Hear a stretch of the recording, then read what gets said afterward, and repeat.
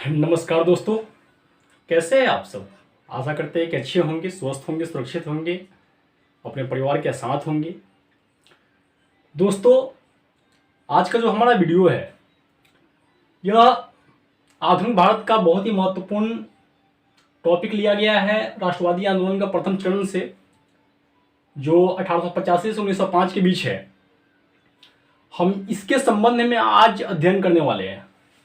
दोस्तों, इसमें जितने भी पॉइंट मैंने लिखा है या मैंने नोट किया है वह एग्जाम के पॉइंट ऑफ व्यू से काफ़ी महत्वपूर्ण है। आप इस वीडियो को देखें। ज़्यादा देर न करते हुए वीडियो पे आते हैं और स्टार्ट करते हैं वीडियो को। चलिए शुरू करते हैं। सबसे पहले हम आते हैं भारतीय राष्ट्रीय कांग्रेस की स्थापना के ऊपर। दोस्तों, भारतीय राष्ट्रीय कांग्रेस की स्थापना 1885 में हुआ था। यदि आपसे का डेट पूछ ले तो डेट में आपको बताना है 25 से 28 दिसंबर। 25 से 28 दिसंबर 1885 को ए.ओ. ह्यूम के द्वारा, यानी कि एलन ऑक्टेवियन ह्यूम के द्वारा मुंबई में, यानी कि उस समय बम्बई कहा जाता था, बम्बई में 1885 में इसका स्थापना हुआ था। ये जो थे एक रिटायर अधिकारी थे, अंग्रेज थे, रिटायर अधिकारी थे, ए.ओ. ह्यूम।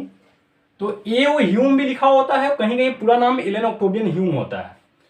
तो आपने समझ लिया कि भारतीय राष्ट्रीय कांग्रेस की स्थापना जो हुई थी वो किसके द्वारा की गई थी, वह एलन ऑक्टेवियन ह्यूम के द्वारा की गई थी और 25 से 28 दिसंबर 1885 को इसकी स्थापना की गई थी। ये कंप्लीट हुआ आपका। चलिए आगे देखते हैं। भारतीय राष्ट्रीय संघ जो 1884 में ए.ओ. ह्यूम के द्वारा बनाया गया था, यही जो है बाद में भारतीय राष्ट्रीय कांग्रेस का रूप ले लिया। और यह जो है, यह दादा भाई नौरोजी के कहने पर इसका नाम बदल करके भारतीय राष्ट्रीय कांग्रेस कर दिया गया। हालांकि आगे ये पॉइंट लिखा हुआ है। चलिए आगे आते हैं हम। भारतीय राष्ट्रीय संघ का स्थापना पूछेगा यदि आपसे, तो आप कहेंगे 1884 ए.ओ. ह्यूम के द्वारा। और जस्ट इसके एक साल के बाद अर्थात 1885 में भारतीय राष्ट्रीय कांग्रेस का स्थापना हुआ और दोनों के संस्थापक कौन है, ए.ओ. ह्यूम है। चलिए आगे आते हैं, इसके प्रथम अधिवेशन के ऊपर आते हैं। दोस्तों, भारतीय राष्ट्रीय कांग्रेस का प्रथम अधिवेशन जो हुआ था वह मुंबई में हुआ था। चलिए, यह जो प्रस्तावित था वह कोलकाता में प्रस्तावित था, लेकिन कोलकाता में नहीं हो पाया क्योंकि वहां पे प्लेग जैसी महामारी फैल गई थी, जिसके परिणाम स्वरूप इसके अधिवेशन को जो है ना स्थगित करते हुए वहां से जगह को बदला गया। और प्रथम अधिवेशन जो हुआ वह ग्वालियर टैंक मैदान गोकुलदास तेजपाल संस्कृत विद्यालय में हुआ, जो मुंबई में स्थित है। आपको याद रखना है, ग्वालियर टैंक मैदान गोकुलदास तेजपाल संस्कृत विद्यालय, मुंबई में इसका प्रथम अधिवेशन हुआ था। तो इसलिए यह जो है ना, ये इतिहास में काफी महत्वपूर्ण हो जाता है कि भारतीय राष्ट्रीय कांग्रेस का प्रथम अधिवेशन मुंबई में गोकुलदास तेजपाल संस्कृत विद्यालय में हुआ था। ये आपको समझ में आ गया। चलिए आगे आते हैं। इसमें सदस्य की बात अगर की जाए तो इसमें टोटल सदस्यों की संख्या 72 थी, जो 72 सदस्यों ने भाग ली थी। एग्जाम में हमेशा आता है कि भारतीय राष्ट्रीय कांग्रेस की जो प्रथम बैठक हुई थी, प्रथम जो इसका सम्मेलन हुआ था, उस सम्मेलन में कितने सदस्यों ने भाग लिया था। तो सदस्यों की संख्या दोस्तों कितनी थी, ये सदस्यों की संख्या थी 72 सदस्य थे इसमें। चलिए आगे आते हैं। भारतीय राष्ट्रीय संघ का नाम बदलने का सुझाव आपको मैं पहले ही बता चुका हूं कि यह दादा भाई नौरोजी के सुझाव पर भारतीय राष्ट्रीय कांग्रेस नाम दिया गया था, भारतीय राष्ट्रीय संघ का नाम बदल करके। दादा भाई नौरोजी जो है, इनको grand old man of India भी कहा जाता है, यानी इसका हिंदी होता है भारत का वयोवृद्ध व्यक्ति, भारत का वयोवृद्ध व्यक्ति। तो दादा भाई नौरोजी जो थे उनको grand old man of India कहा जाता है और उन्हीं के सुझाव पर भारतीय राष्ट्रीय संघ का नाम बदलकर भारतीय राष्ट्रीय कांग्रेस कर दिया गया था। यह आपका क्लियर हो गया। चलिए आगे आते हैं। इसके प्रथम अध्यक्ष की यदि बात की जाए तो WC बनर्जी थे, जिसको हम व्योमेश चंद्र बनर्जी भी कहते हैं। इनका पूरा नाम है व्योमेश चंद्र बनर्जी।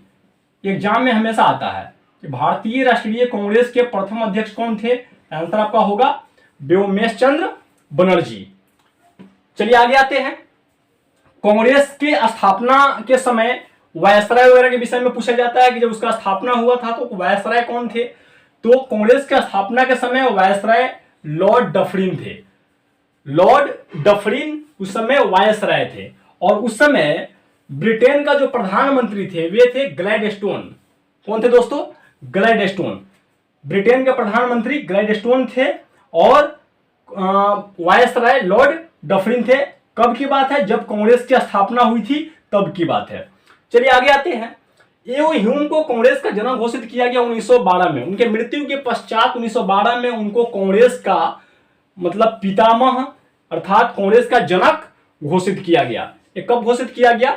1912 में। और 1912 में ही भारत की राजधानी दिल्ली बना हुआ है। कोलकाता से दिल्ली का स्थानांतरण 1912 ईस्वी में ही हुआ है। ये सब पॉइंट जो है, ये जो भी मतलब फैक्ट है, आपको इसको ध्यान में रखेंगे क्योंकि ये बहुत ही महत्वपूर्ण है एग्जाम के पॉइंट ऑफ व्यू से। चलिए आगे आते हैं।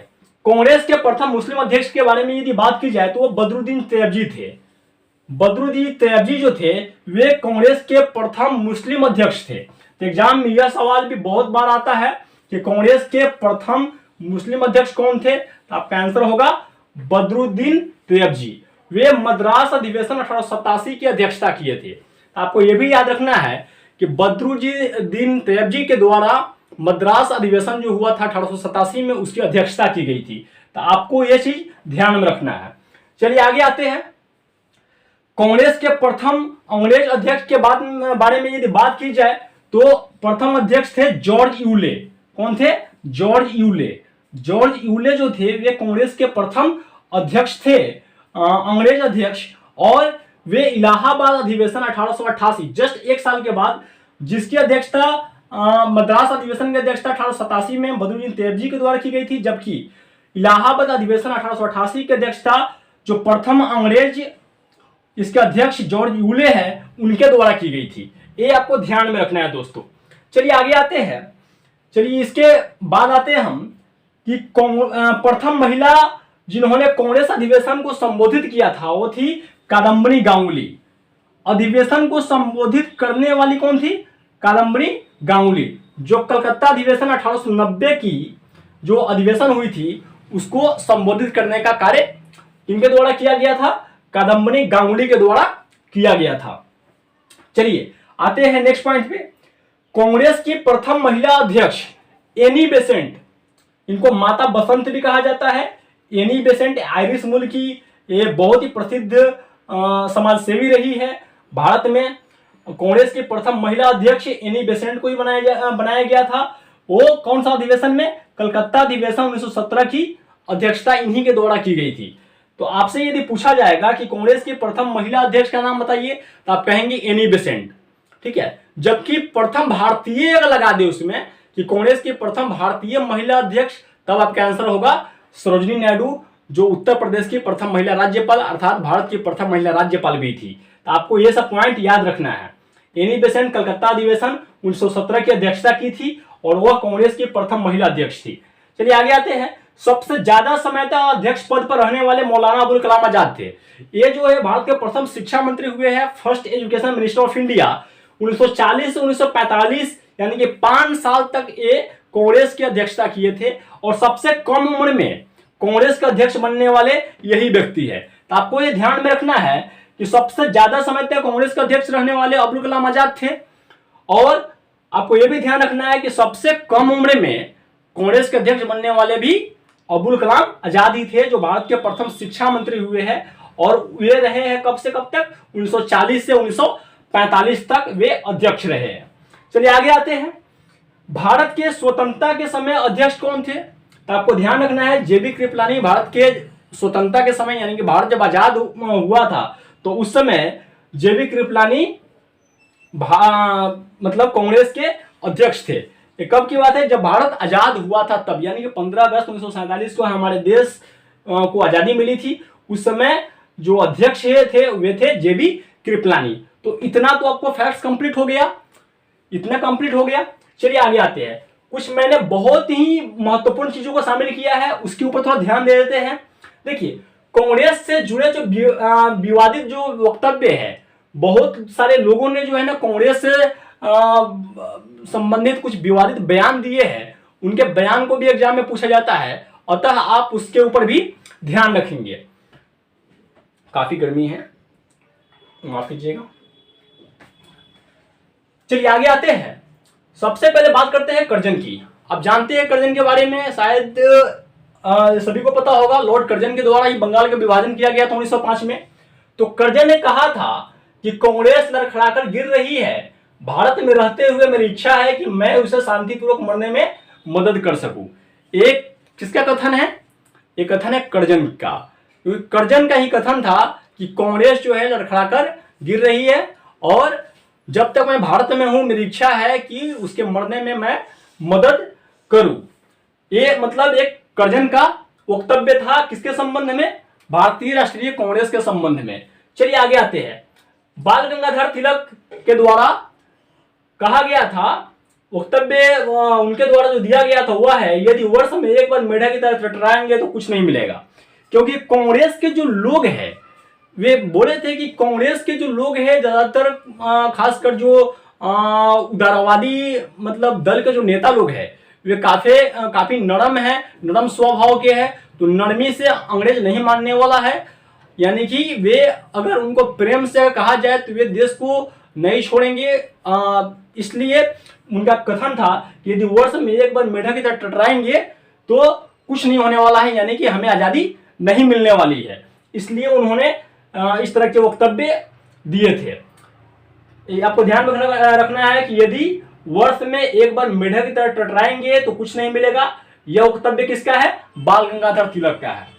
इन्हीं का नारा है, स्वराज्य मेरा जन्मसिद्ध अधिकार है। तो आप इसको ध्यान में रखेंगे, ये बहुत ही प्रसिद्ध नारा है उनका, आपको ध्यान में रखना है। चलिए, बिपिन चंद्र पाल ने क्या कहा था कांग्रेस के संबंध में? कांग्रेस याचना करने वाली एक संस्था है। कांग्रेस जो है याचना करने वाली एक संस्था है। यह कथन किसका है? यह कथन है बिपिन चंद्र पाल का। यह कथन किसका है? बिपिन चंद्र पाल का है। चलिए आगे आते हैं, बंकिम चंद्र चटर्जी के विषय में बात करते हैं। उनका कथन है कि कांग्रेस के लोग पद के भूखे हैं।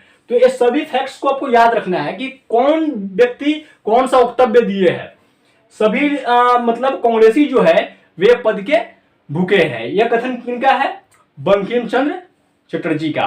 आप सुने ही हैं, इनका लिखा हुआ राष्ट्रीय गीत सुजलाम सुफलाम मलय शीतलाम इन्हीं के द्वारा रचित है। बंकिम चंद्र चटर्जी का वक्तव्य था कि कांग्रेस के लोग पद के भूखे हैं। तो ये आपको ध्यान में रखना है। फिर आगे है कि लाला लाजपत राय क्या कहते हैं?